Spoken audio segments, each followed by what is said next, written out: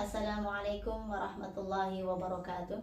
Nama saya Mufidatun Nida, kelas B6, nomor induk mahasiswa saya 23811300202. Video ini dibuat untuk memenuhi tugas ulangan akhir semester mata kuliah Metode Studi Islam dengan dosen pembimbing Bapak Ansarullah SAG MAG. Di sini saya akan mengulas resume saya tentang sumber ajaran hukum Islam. Sumber ajaran hukum Islam yang berjumlah 4, yaitu Al-Quran, As-Sunnah, Ijma' dan Qiyas. Sumber hukum ajaran Islam yang pertama yaitu Al-Quran. Al-Quran menurut bahasa yaitu diambil dari bahasa Arab, dari kata qara'a yang berarti membaca. Adapun menurut istilah, Al-Quran adalah kalam Allah yang diturunkan kepada Nabi Muhammad SAW dengan bahasa Arab melalui perantara malaikat Jibril sebagai mukjizat dan argumentasi akan kerasulannya dan sebagai pedoman hidup untuk umat manusia untuk mencapai kebahagiaan dunia dan akhirat. Al-Quran juga jika dibaca akan mendapatkan pahala. Namun Al-Quran tidaklah hanya untuk dibaca, tapi Al-Quran dibutuhkan pemahaman, penghayatan, dan pengamalan. Sumber ajaran yang kedua yaitu As-Sunnah. As-Sunnah yaitu menurut bahasa jalan yang lurus dan perilaku yang terbiasa. As-Sunnah menurut bahasa yaitu ucapan, perilaku, dan ketetapan Nabi Muhammad SAW. As-Sunnah merupakan penjelasan operasional dari prinsip yang terkandung di dalam Al-Quran. Dengan kata lain, As-Sunnah merupakan metode pengaktualisasian dari Al-Quran dalam konteks kehidupan nyata.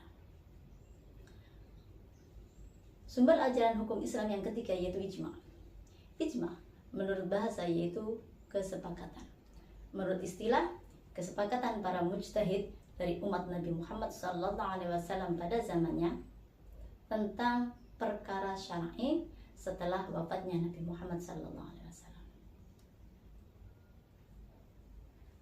Persoalan tentang hukum yang tidak ada di dalam Al-Quran dan As-Sunnah maka diambilkan dalil dari ijma'. Ijma' sendiri bisa timbul karena adanya ijtihad. Ijtihad yang dianggap ijma' jika memenuhi 2 syarat. Yang pertama yaitu timbulnya kesepakatan. Yang kedua yaitu adanya mujtahid. Mujtahid adalah orang yang mempunyai kemampuan dalam mengambil beberapa hukum. Menurut jumhurul ulama, ijma' merupakan hujjah yang bersifat qat'i. Artinya, ijma' merupakan dasar penetapan hukum yang bersifat mengikat dan wajib dipatuhi dan diamalkan. Sumber hukum ajaran Islam yang keempat yaitu qiyas. Qiyas menurut bahasa yaitu membandingkan atau menyamakan.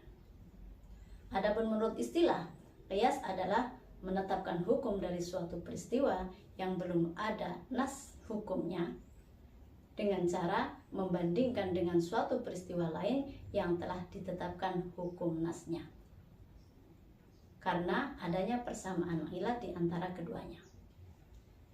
Para ulama mengatakan bahwasanya hukum fikih yang dihasilkan oleh metode qiyas benar-benar valid dan bisa menjadi kekuatan hukum yang dapat dipertanggungjawabkan. Jumhurul ulama sepakat bahwa qiyas sebagai sumber ajaran hukum Islam. Malah kebanyakan ulama berpendapat bahwa menggunakan qiyas dalam masalah ibadah secara logika itu boleh. Adapun secara syar'i wajib menjalankannya. Sekian dari saya. Wassalamualaikum warahmatullahi wabarakatuh.